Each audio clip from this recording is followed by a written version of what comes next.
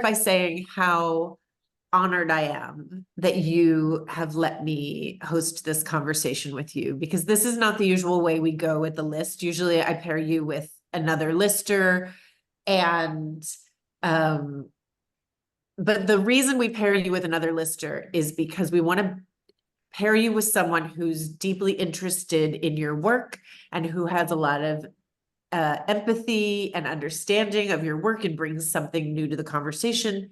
And your work resonates with me so tremendously.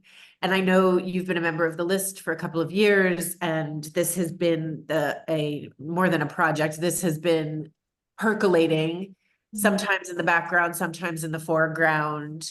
And I've been cheering you on. And so in any case, I'm so honored to be able to lead this conversation with you, because I come to this work deeply concerned, honestly, about the things that are standing between us and our happiness and our success, and what does it even mean to be successful in the world.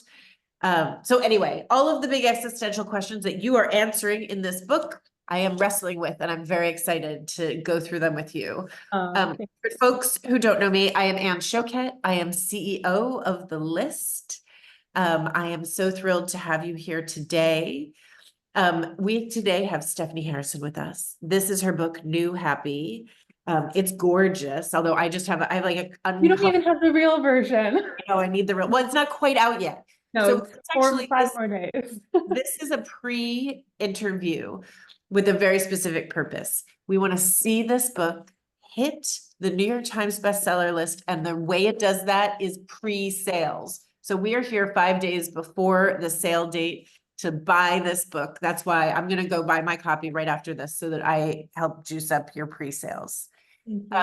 Stephanie Harrison, happiness expert, has this book is, as you can see how much love she poured into it, how much care for humanity she's put into here, and how much deep, meaningful research goes into this idea of happiness, which feels like we should just easily be happy. Turns out we're not.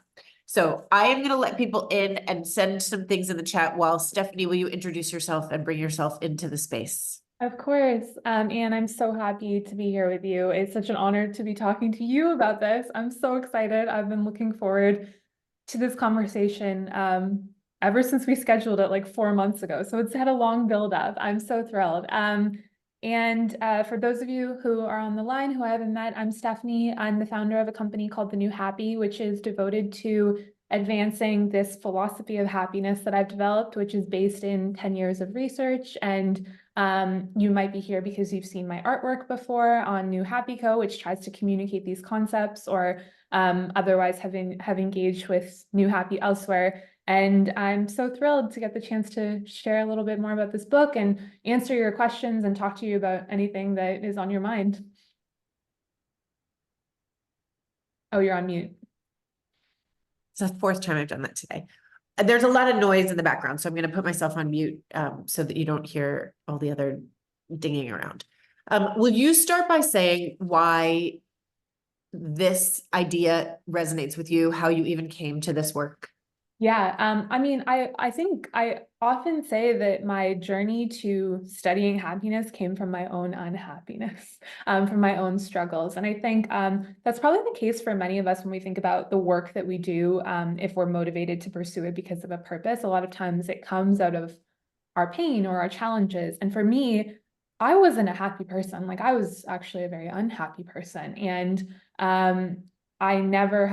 I don't really have memories of being happy when I was younger. I always felt like I was doing stuff to try and be happy, and it never worked. Like, no matter what I did, it was never enough, and I was never enough. And I felt so devastated by that. And where it all came to a head was one night when I was in my early 20s, and I was sort of like having a breakdown on my bedroom floor, having just had like a massive panic attack that day. And I was sick with this mysterious illness that I didn't know where it was coming from. And I was overwhelmed with stress. And at that moment, I just sort of thought, like, wait a sec, like, there has to be something better than this, like there has to be a better way. And maybe I'm not the problem. Maybe it's the stories that I've been told about happiness. And that's ultimately what led me to want to go study it and figure out where I had gone wrong. And potentially, if I was not the only one who'd been affected by that, where I might be able to help others too. What was the first big thing you learned about happiness? The sort of, oh my gosh, aha, this is the key to help unlock my own personal happiness, but obviously made you want to go deeper. I think one thing that was probably a first enlightening moment for me was realizing that all of those things that I was chasing, like achievement and success and perfection and all of that, they don't actually make you happy. And it sort of, to be honest, it sort of pissed me off because there was all of this research that showed it. Like there were all these great scientists who've been doing this work for like 20 years at the time that I stumbled across it. And I thought, why doesn't everybody know this? Why is this not obvious information for all of us? And what is it that what else don't we know? What else are we getting wrong here where we have insights that could be helpful? But ultimately, our culture advances a very, very different narrative that because we've been conditioned into it from the time that we were born, we don't question. And then it gets enforced and kind of supported by our institutions and everything else that we participate in civil life. How does it get so twisted? How do we get so tangled up in the idea that like success or love or money, all of these external ideas are going to make us happy?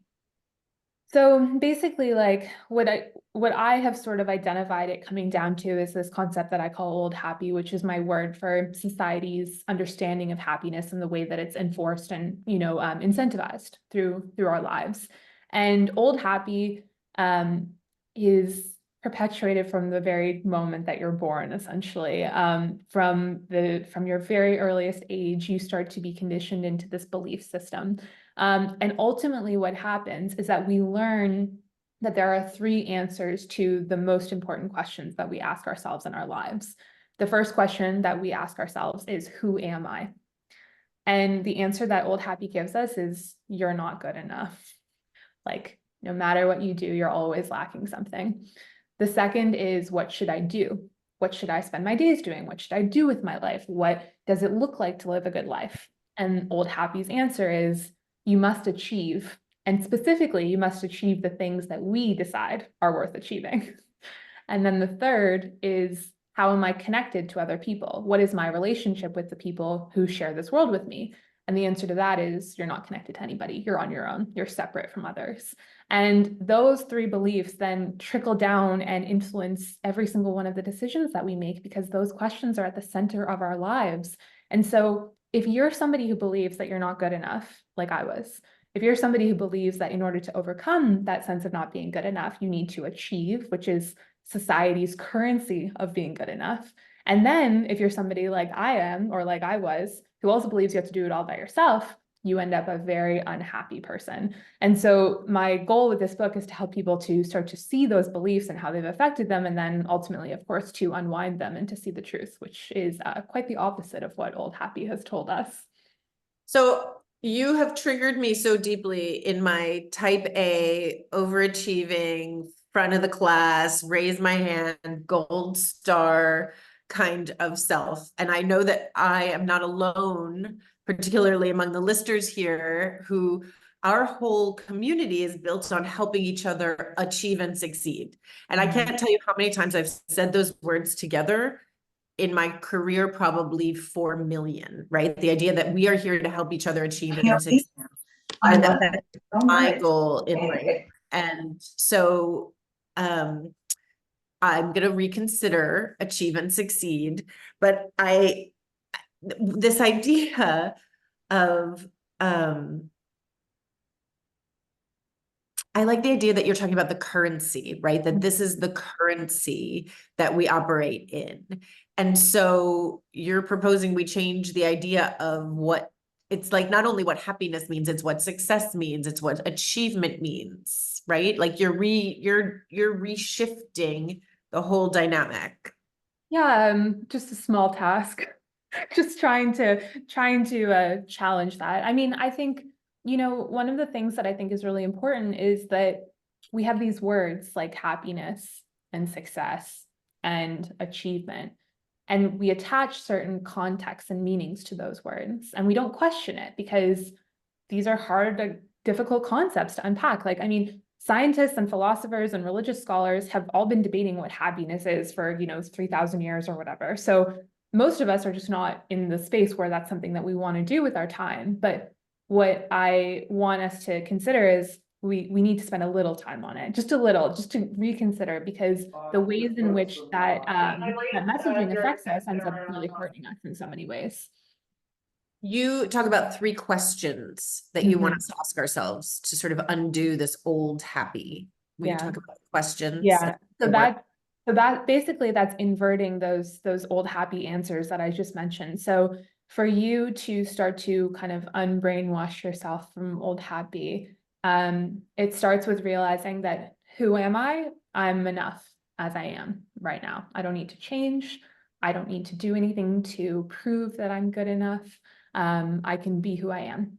The second is you don't have to achieve those societally prescribed goals that are laid out. What will help you to be happy is to express that wonderful self that you are and use it to grow as a person and to contribute to the world around you. And just to kind of, I'll pause here just really quickly because I think it's an important point. Like, the goal setting energy that we all have is one of our greatest qualities. It's what makes our world possible, and it's a wonderful attribute. But we need to be mindful of where we're funneling that energy to. Are we funneling it towards things that we're pursuing because they think that they're going to make us happy? Because most of the time, those things don't actually end up making us happy. It's far better to consider how we can use that goal setting energy to express and share ourselves with others. And then the third answer is that you're not alone. You're connected to other people.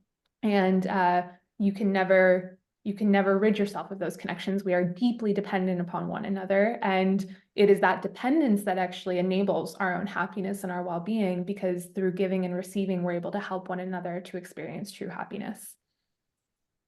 Okay, I'm glad you ended on that one because I want to talk about that a little more. That is so deeply tied to the work that I've been doing, this idea of loneliness, and that we've so deeply embraced this idea that being successful means being alone, right? I mean, we can all see it in our heads, that especially for women, right? The idea that you're in this beautiful office with your feet propped on the desk and there's no one around except for maybe some assistant who's scurrying around to like make sure that it's perfectly pristinely clean for you. And that's what success looks like, and probably feels really isolating and alone, right? There is no connection.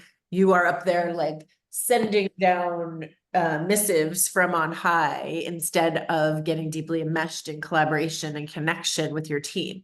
So I've really been thinking about, right, what I've been thinking about this, what does it mean to be successful piece? Not necessarily happy, right? I've been thinking about the success piece. I haven't completely done my work to unbundle success from happiness in my, it's deep in there.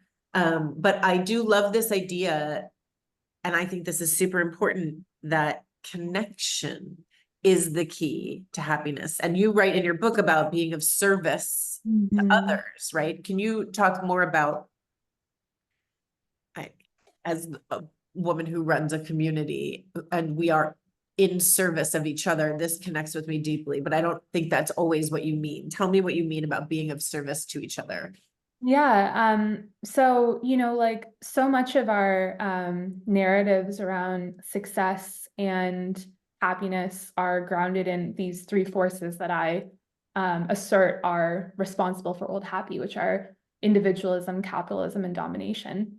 And this idea of success being almost like a societally supported way of experiencing domination in one's life and exacting influence over other people is really deeply ingrained within us, to your point. And then, of course, the individualistic narrative of, you have to do it all by yourself, or your success is only down to you and what you do for yourself. It's very hard to tease these ideas out. Okay, I think you're off mute, just so you know. You're good. Thanks, Dan. So it's really hard to tease those out. And ultimately, what I've come to believe after 10 years of research is that if you want to be happy, you need to help other people to be happy. And the best way to do that is by being yourself and then giving of yourself to others in the ways that call to you, the ways that are meaningful and fulfilling to you, the ways that use your unique gifts and offer them up to other people. And also at the end of the day, that's what tends to lead to success in its real form. So being of service can take so many different forms. And I think we have a very limited and narrow view of what helping looks like. And that is like, oh, to be helping, I need to go volunteer every weekend. And that's sort of the only, or donate my money. Those are the two forms of service that I can offer. But real service is about who you are and how you share yourself with other people. So are you there for people when they need you in your life? Do you show up for them and support them? What Do does you people mean? Tell me what people means to you. could be anybody. It could be like a stranger that you pass on the street who needs your help. It could be your colleagues at work. It could be your friends and your family members. It could be, the people online who you connect with or share content with. It's other humans. Like the problem is that we think that we can be happy by ourselves and we can't. We cannot be happy alone. And every form of happiness is enabled by another person. And in return, we can enable happiness for other people. So it ultimately presents the greatest win-win in the world. I can pursue my own happiness, and at the same time, I can make other people happy too. And to me, that was the most miraculous understanding and discovery that I came across when I was doing this work, that it doesn't have to be me or me then you. It's me and you at the same time. Who's going to write that down and quote that on? I feel like that's like ready made for a caption and a quote. That, yeah, exactly. That is me and you at the same time. Let's talk. I want to drill into this a little bit more, because if this is the secret to happiness, I want to come away with like, how am I going to be happy today? Tell me more about, okay, so people means anyone. It's people who are close to you, people who are not close to you, people who are only passing with you. Um, and um, which I sort of love, because honestly, my dad, who did not have a lot of close friends, he flirted and connected with every single person that he met, like the waitresses and the cashiers. And like, I think that even just that like tiny connection he had in passing with people gave, I had to have given him joy. I did it for a lot. I was really thinking about him today.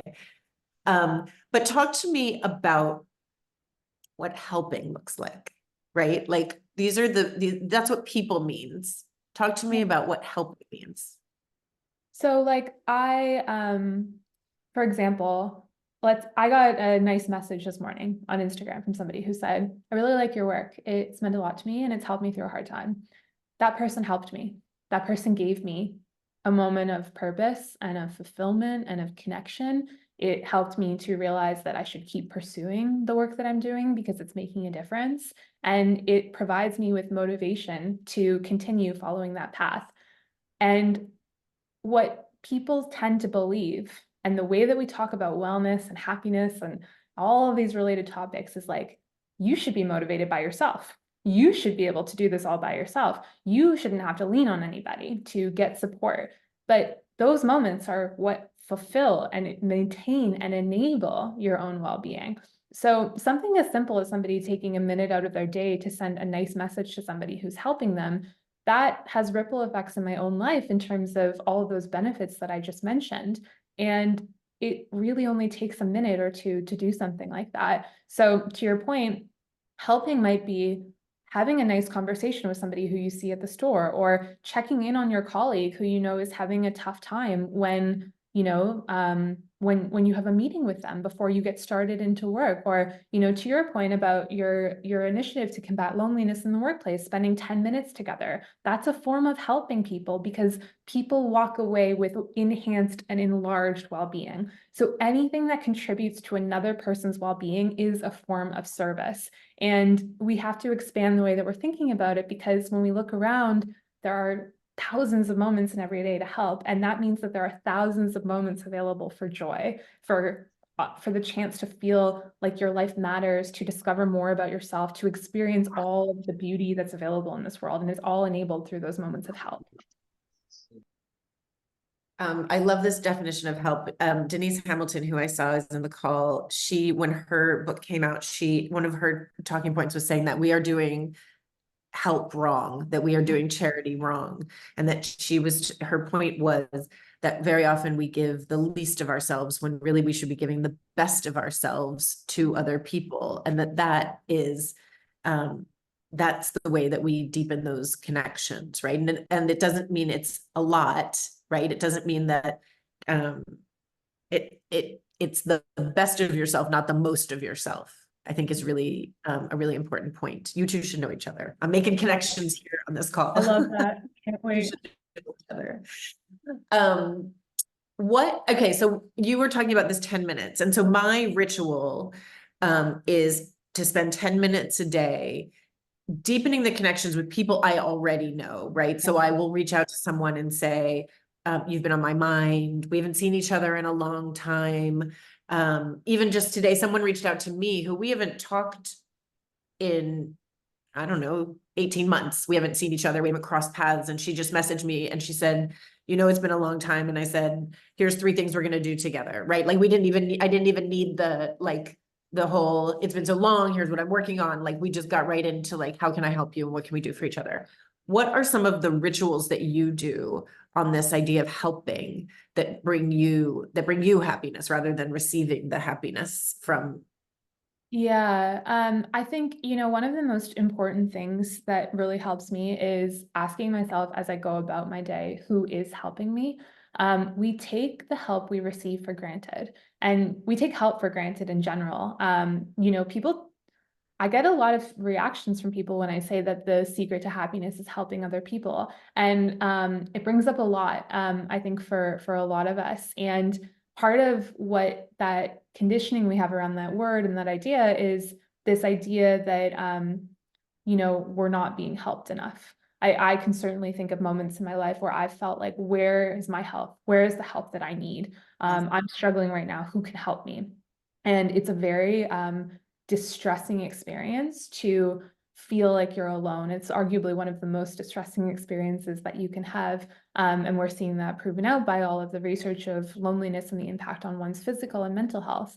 And so one of the things that has really helped me was to pay attention to where I am receiving help from other people, where other people are showing up for me, because a lot of times they were, I just wasn't paying attention to it.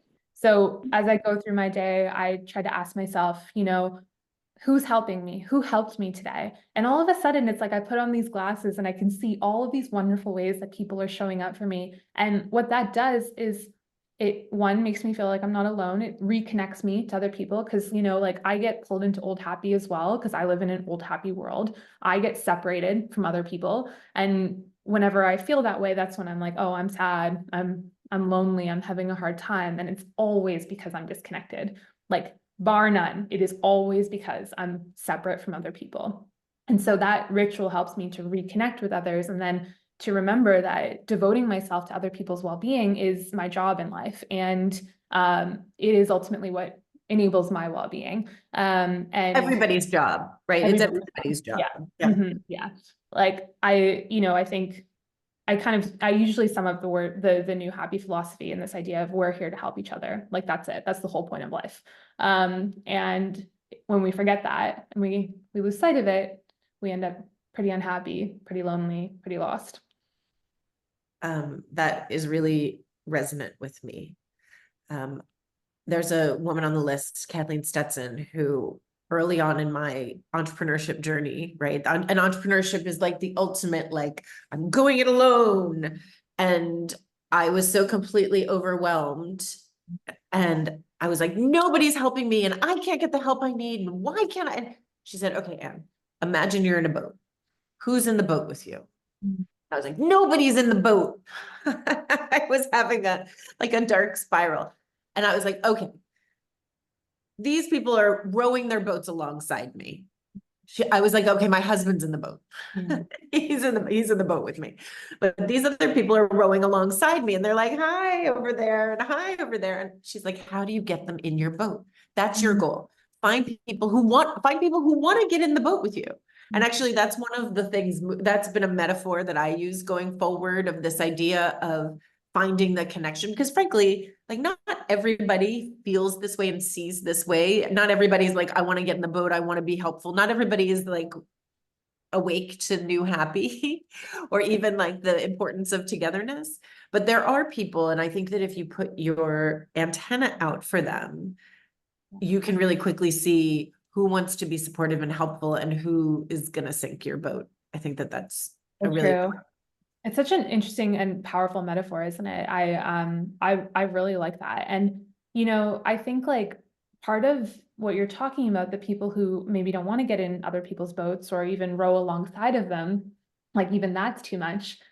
They have a misunderstanding of what benefits their self-interest. And that's the big old happy problem. Like, we think that the best way to ensure our own self-interest is to be self-interested. And in reality, it's to be other interested. That's what ultimately ends up benefiting you the most. And we have created a culture and a world that glorifies self-absorption, the focus on oneself above all others, that forces people to not only try to put themselves above others, but also to lie about it so they end up miserable along the way. And Yeah. that disconnects them from their sources of well-being. And then everyone else looks up at those people and thinks, wow, they have it all figured out. They've got it all sorted. I should be like them. And then they follow in their footsteps. And then they end up miserable. And we end up perpetuating this over and over and over again. And what came through again and again as I read through the research is like the very best thing that you can do if you want to be happy is to try again to make other people happy in the ways that you can. And ideally, you find a way that feels really fulfilling to you at the same time, that uses your unique gifts, that offers you the chance to grow and contribute as a person. But if that's not accessible to you right now, you will still get the benefit. Even if you just try and do random acts of kindness for strangers, it will still change your well-being. Um, everybody who's listening, get your questions ready because I'm going to turn to Q&A. I've got two more questions I want to ask Stephanie, and move our conversation into two other directions, but then I'll go to questions in the chat. So I come from the women's magazine world, and we would always do these we would do profiles, and it was always focused on someone who'd done something amazing.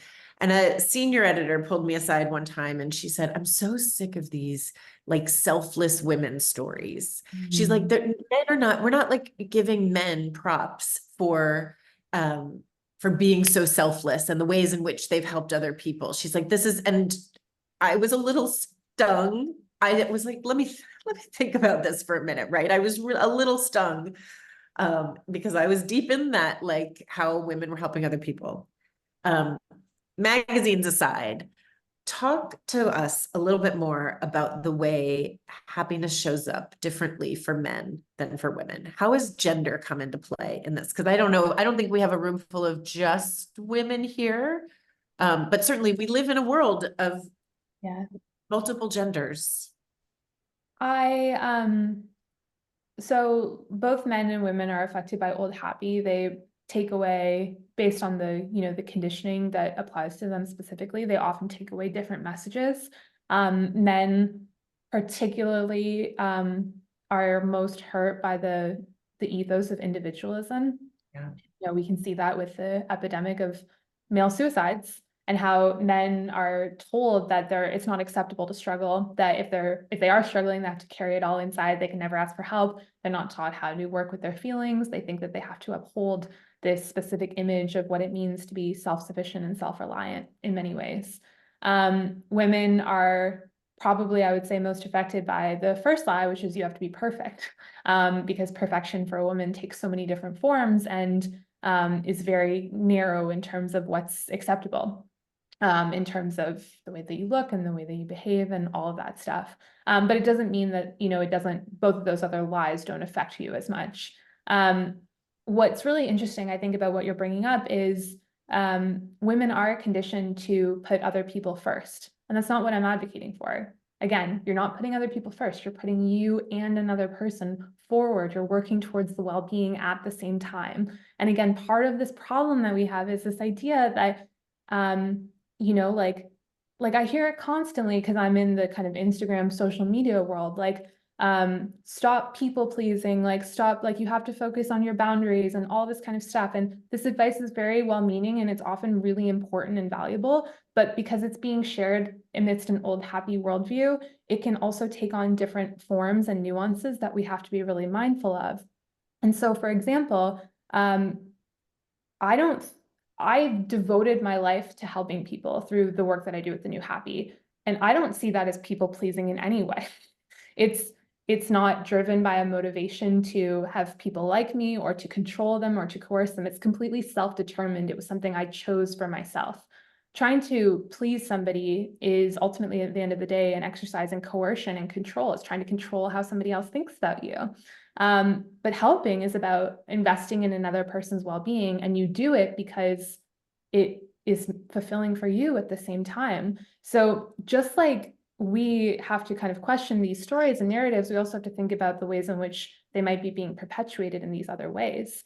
And then the other thing I would add is that if you buy into this idea that happiness comes from helping other people, then that means that you need help too. Like you can't separate yourself from that. You also need to participate in the ebb and flow of giving and receiving. And if you are someone who is, never accepting help from others, suffering silently, never leaning on another person or letting somebody in or letting them help you, you're cutting them off from their happiness. If they want to help you, that's a source of joy for them. You have to let other people help you. And so for many women, we need to learn this behavior, both a more self-determined way of helping others, letting go of the pressure that we feel and the systems and the conditions that exacerbate and amplify it. But we also have to learn how to receive. We also have to learn how to let other people help us, because otherwise we're not participating in the ecosystem that we want to create of interdependence.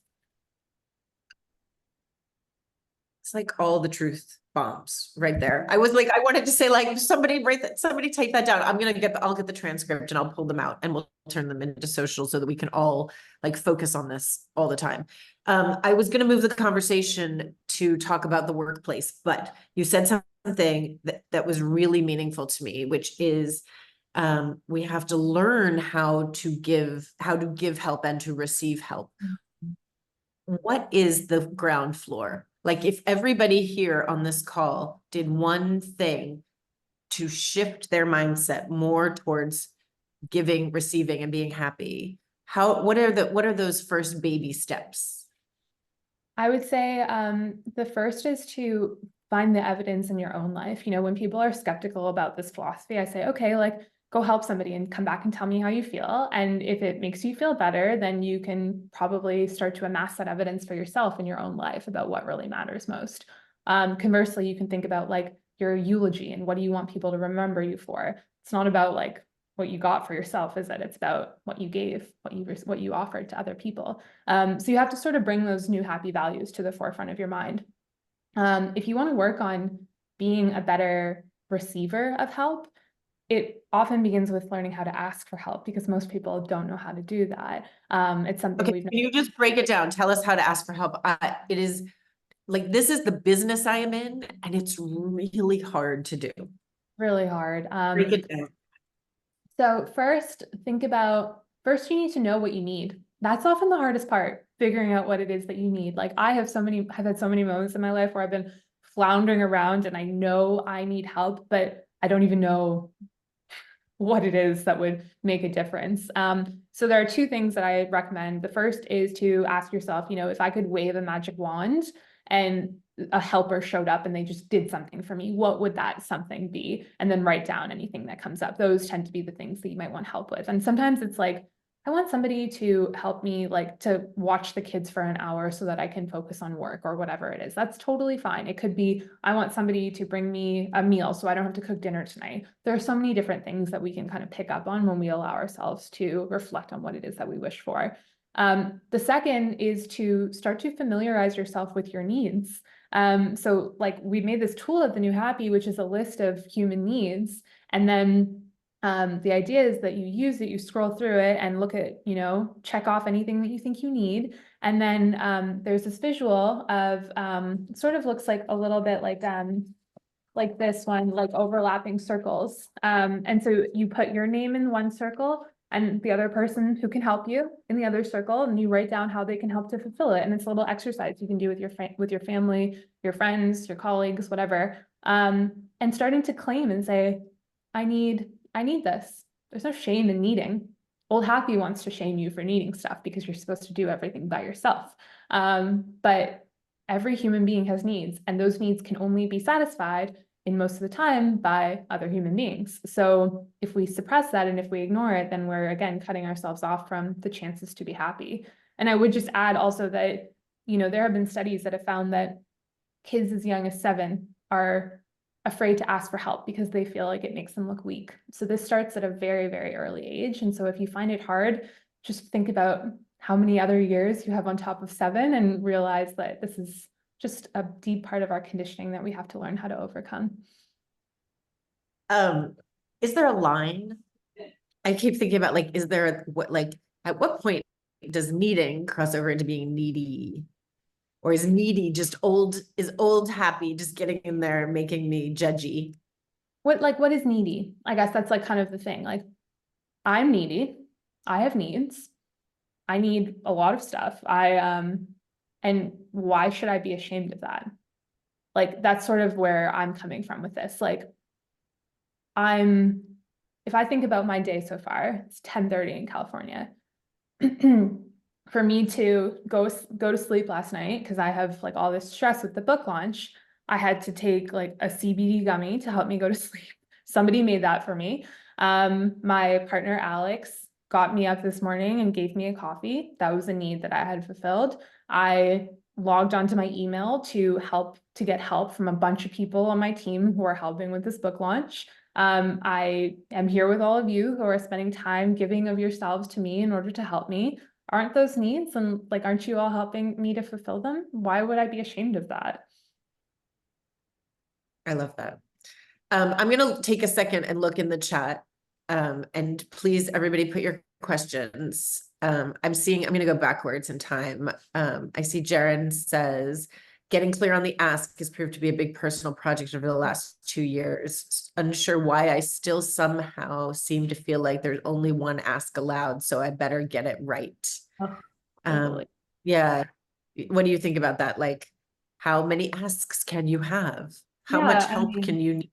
totally. It actually comes right back to this needy question, right? Like, oh, I only have a few points, so I have to use my points wisely, right? Like, I'm not allowed to lean on others.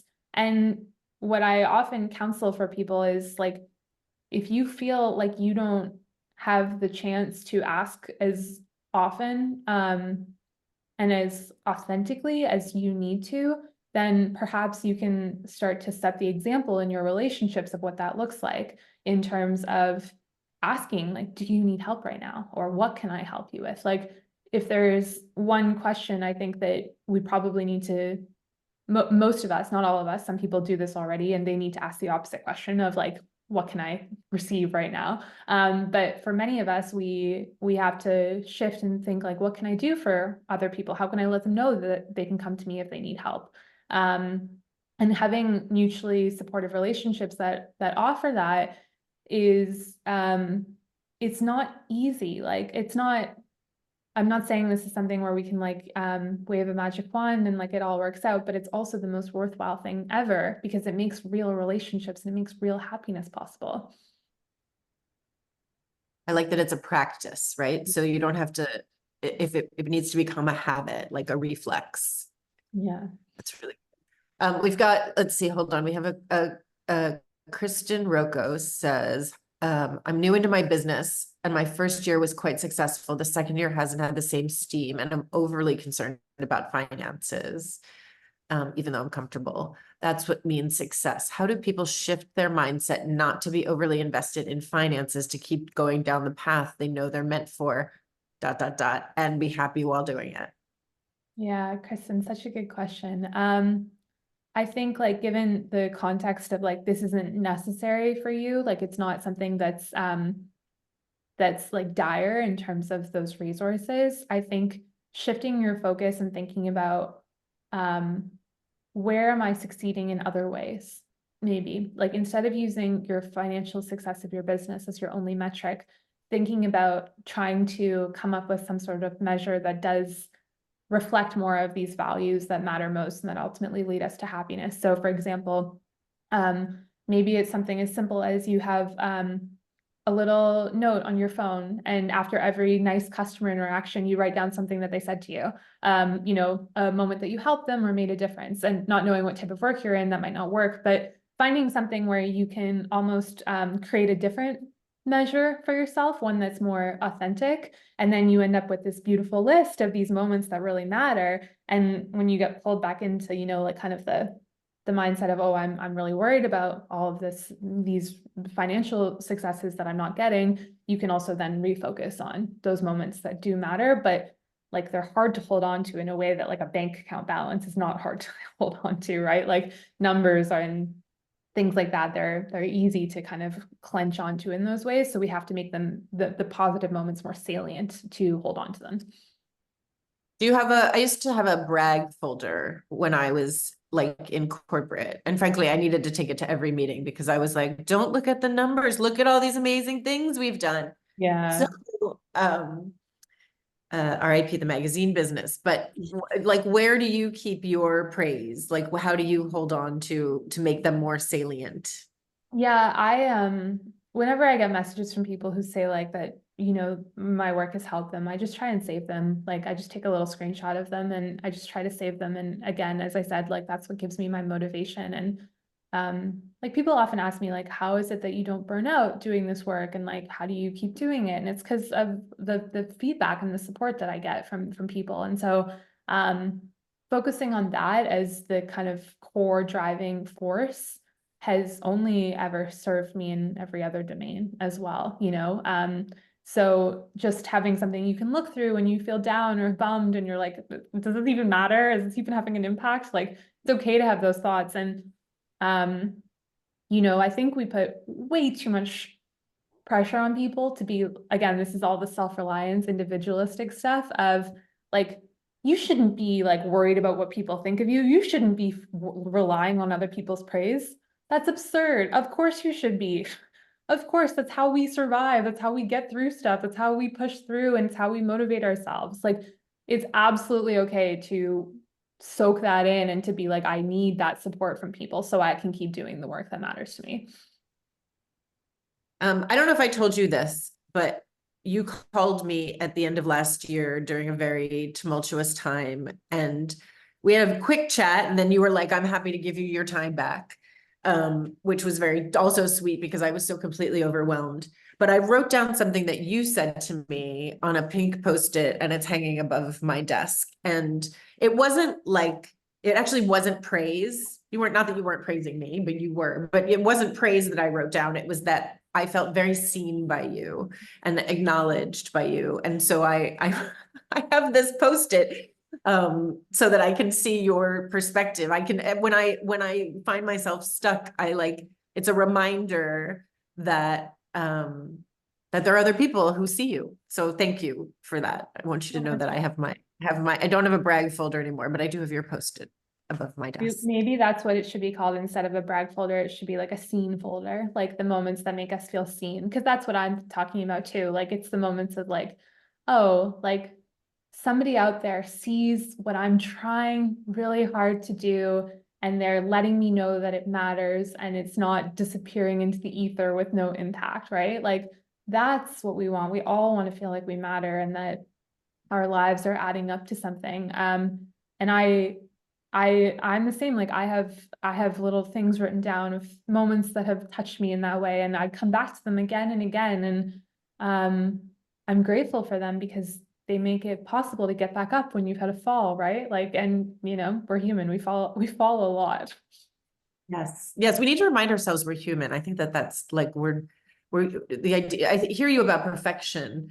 But I think it's we're so focused on the doing and I mean, I found myself yesterday, I was so distracted. I was like, app button, quick, dictation. And I was like, I literally felt like a robot. And to remind yourself that you are human and need to be seen and that you are not just a doer is really important. Joni has a question here, going back still, but this was something that we didn't touch on yet. Stephanie's new happy reframing sounds like an incredible way to think about designing teams and work around collaboration over competition, around creating value for customers and ultimately creating value for the community. That was the one piece that I wanted us to talk about as well, is like, what does new happy look like in the workplace? Work is where most of us like use our gifts most of the time, right? Like it's a venue for that. And I offer kind of a different perspective on work. Like I think it's kind of there's a lot of cynicism about work and the workplace and all of that. And I think that that's misplaced because work is where we share ourselves most of the time. It's where we offer up ourselves to other people. And so there is a world of work that we can create, which is, Joni, just like you described, one where we are first and foremost devoted to empowering people to use their gifts and giving them a place to give of themselves in a way that solves the world's biggest problems. And ultimately, like that's what I'm trying to help people see with this book. When you devote yourself to those problems in whatever way you can, whether that's in your family, in your community, in your work, in the broader world, you're helping to change the world. You're helping to make it a place where people can really be happy. And work is, unfortunately, most of the time, one of the places where old happy has been most kind of solidified. You know, it has so much of that there, exerts so much of that pressure. And so, Joni, I absolutely love how you describe it. What would it look like to create a workplace that was focused on those values? I think it would be pretty transformative for both employees and for the world. I mean, I did write down when you talked about the things that were crushing happiness: individuality, individualization, capitalism, and domination. So like the capitalism piece right there in the middle is tricky to get around. Like, you want to say, I'm not here to make you happy. I'm here to make money and make my business grow, right? And like to shift that we are here to create happiness, right? Do we need to get packages from what are we doing here? Like, Yeah, like what if, like, what's the purpose? even if you're not on board with it, it's like, if we were thinking like, if instead of the aim of our lives and our society and our economy was to make more money, if instead it was to help people, we would not have any of the problems that we are facing in terms of people dying of preventable disease, dying of hunger, suffering in wars. Like, we would be able to solve the biggest problems in our world. We are working towards the wrong superordinate metric of money and success. And I argue that based on my research, it's because we think it will make us happy. And of course, like, I'm not going to be changing any like billionaires' minds here. I know that. But we can stop glorifying those people who are, you know, in many ways doing great harm in the world. And we can also decide, like, we're not going to buy what they're selling anymore in terms of this aspirational vision of, oh, this is what we should all be striving for. Or if you don't strive for it, there's something wrong with you and you need to change. That idea that economic progress and wealth and accumulation is the greatest good of humanity, I just fundamentally reject that. The greatest opportunity that humanity has is to express our goodness and to help one another through it. And I know that the world would be a much better place if we were living in that way.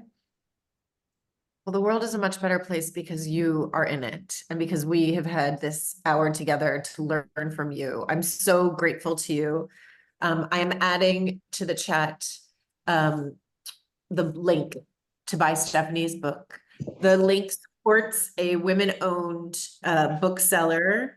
An affiliate fee supports the list. But it also is an independent bookstore that gets counted towards the New York Times bestseller list. So not that we need the gold stars, However, I would like New Happy to do its work in the world and to find its audience and maybe some billionaires who could rethink what it is, the harm that they're doing and the ways in which they could be helpful to people when they are not.